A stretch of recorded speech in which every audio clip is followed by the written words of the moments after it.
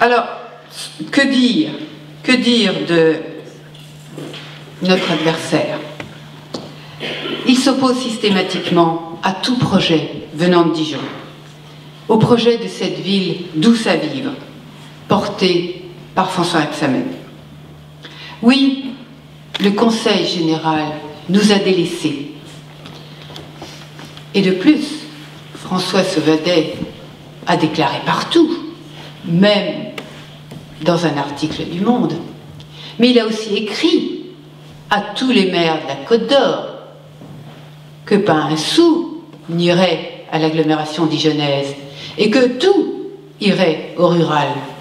Voilà une curieuse manière de soutenir son candidat du canton urbain de Dijon 6. Pourtant, le rayonnement de notre ville profite à tous les Côtes-d'Oriens. Combien y a-t-il d'habitants des territoires ruraux qui viennent travailler à Dijon? Ils sont légions à venir travailler à Dijon. Et tant mieux, et tant mieux. Tant mieux si notre ville et notre agglomération peuvent leur offrir du travail. Mais cela participe, bien sûr, au rayonnement de notre ville. Et puis, c'est bien les finances apportées en taxes diverses de notre ville qui alimentent le budget du Conseil général, bien sûr. Mais ça, ils ne veulent pas en entendre parler.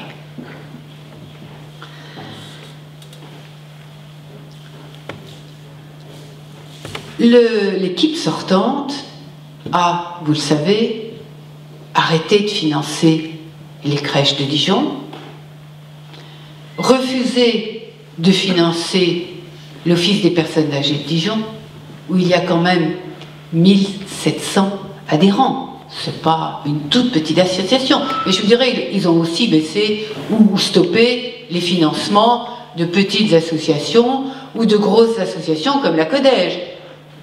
Ils veulent faire de la tranquillité publique, mais ils suppriment les financements de la prévention spécialisée. Incohérent. Incohérent.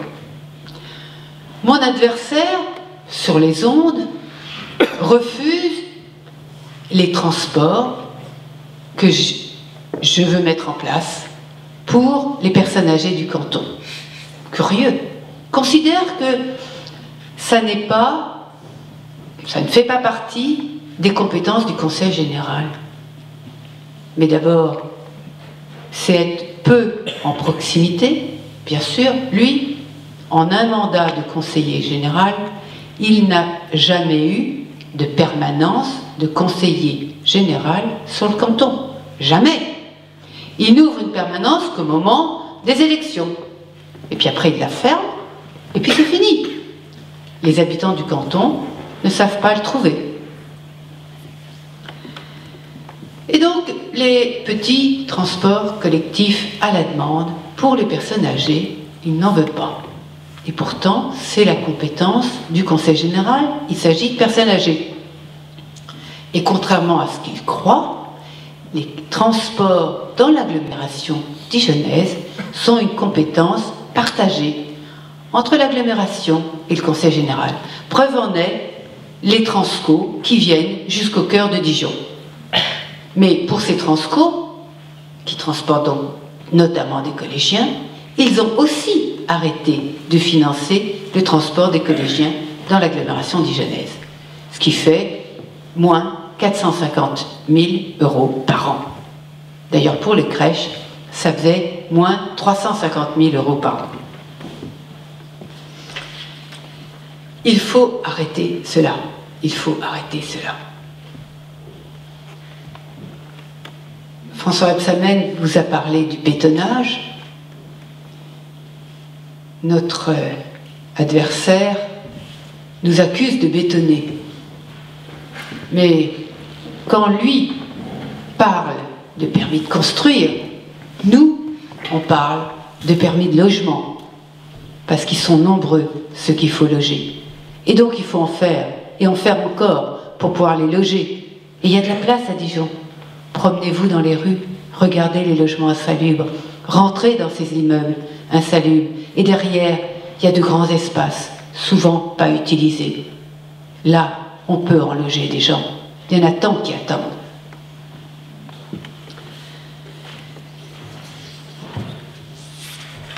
Notre programme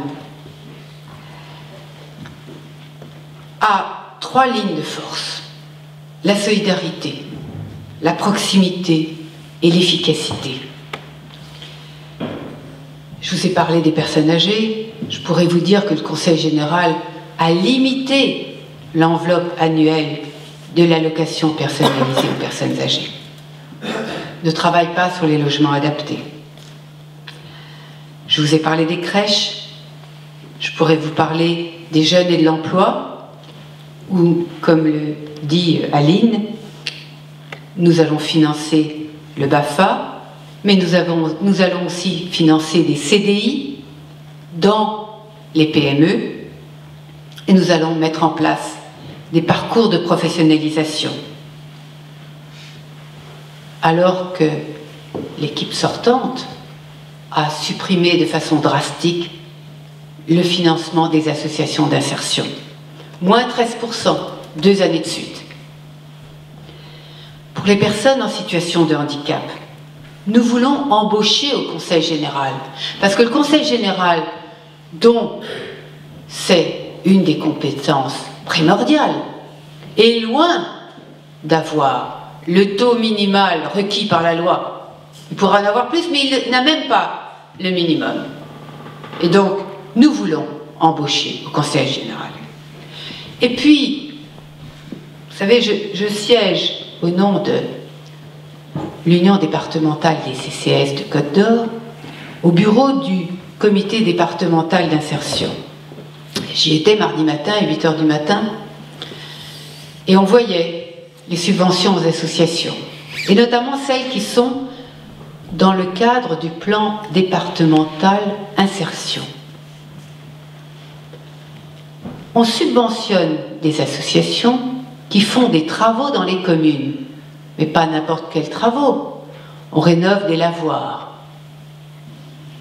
D'accord. Des gués. D'accord. Et pourquoi est-ce que cet argent qu'on pourrait augmenter ne pourrait pas servir à mettre en accessibilité les bâtiments des communes? Parce que ces communes, elles ne seront pas au rendez-vous de 2015. Elles ne le seront pas. Donc on pourrait très bien augmenter les enveloppes des associations d'insertion œuvrant dans ce champ des travaux, mais leur demander de faire de l'accessibilité pour les personnes ayant un handicap. C'est simple cohérence, mais ça n'intéresse pas l'équipe sortante. D'ailleurs, l'équipe sortante est en train de diminuer les taux d'invalidité des personnes les plus dépendantes. Ça, c'est une honte. Parce que quand on diminue les taux d'invalidité, on diminue les ressources qu'elles ont pour vivre. Et je vous rappelle que la hache est bien en dessous du seuil de précarité. Pour l'écologie, c'est faire de la Côte d'Or une référence écologique, un plan climat comme la ville de Dijon, des logements économes en énergie pour réduire les dépenses des ménages. Oui, beaucoup de ménages souffrent, c'est la crise. Eh bien, par ce plan, par la rénovation de l'habitat pour faire des économies d'énergie, eh bien, nous aiderons les familles. Parce que c'est la mission première du Conseil général que d'aider au quotidien des familles, toutes les familles. Les familles, les personnes âgées, les jeunes, les ménages, comme dirait l'INSEE. Et ça, les gens ne le savent pas. Et notre adversaire sur le canton abuse les électeurs. Il refait une campagne municipale. Il a transformé ces élections cantonales pour avoir son deuxième tour d'élection municipale qu'il n'a pas eu. Vous vous rappelez, il n'a pas eu. Donc il refait. Et c'est pour ça qu'il parle d'urbanisme. C'est pour ça qu'il veut refaire les rues et les trottoirs. Ben oui, mais allez donc expliquer que c'est pas ça que doit faire le Conseil général. Il doit aider à la vie quotidienne de chacun d'entre nous.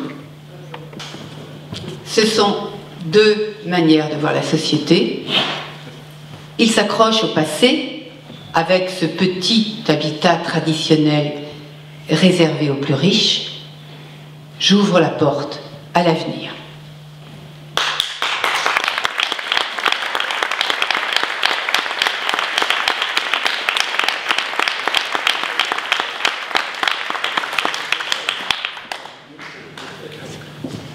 Quand il parle de tranquillité publique et qu'il diminue les crédits à la CADEJ pour la prévention spécialisée, il n'est pas cohérent. Quand il parle de policiers alors qu'il soutient un gouvernement qui diminue les policiers nationaux, il n'est pas cohérent. Quand il parle de vidéosurveillance, il attaque un droit fondamental de liberté. Et je vous rappelle que la vidéosurveillance a été sanctionnée par le Conseil constitutionnel il y a 15 jours. La loi LOPSI 2 a été sanctionnée.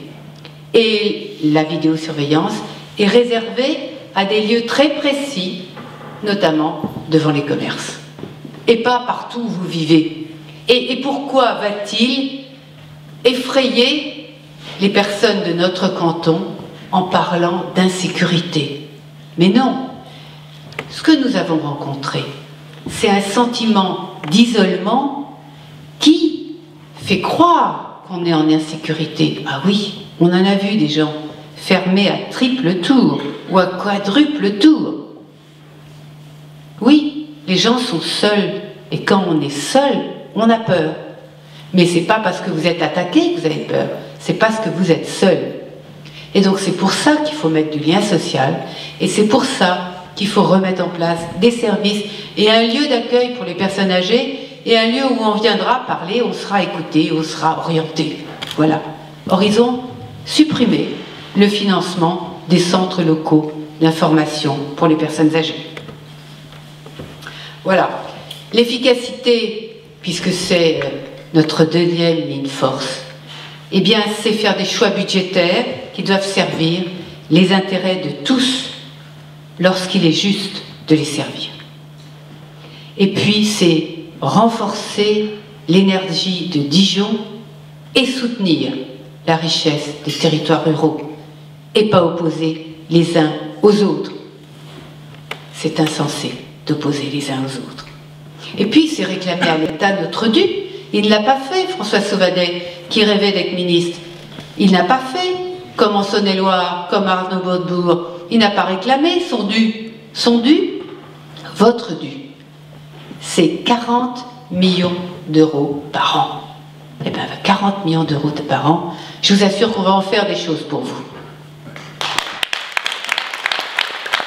Je voudrais enfin, avant de conclure, remercier tous ceux qui sont investis dans la campagne.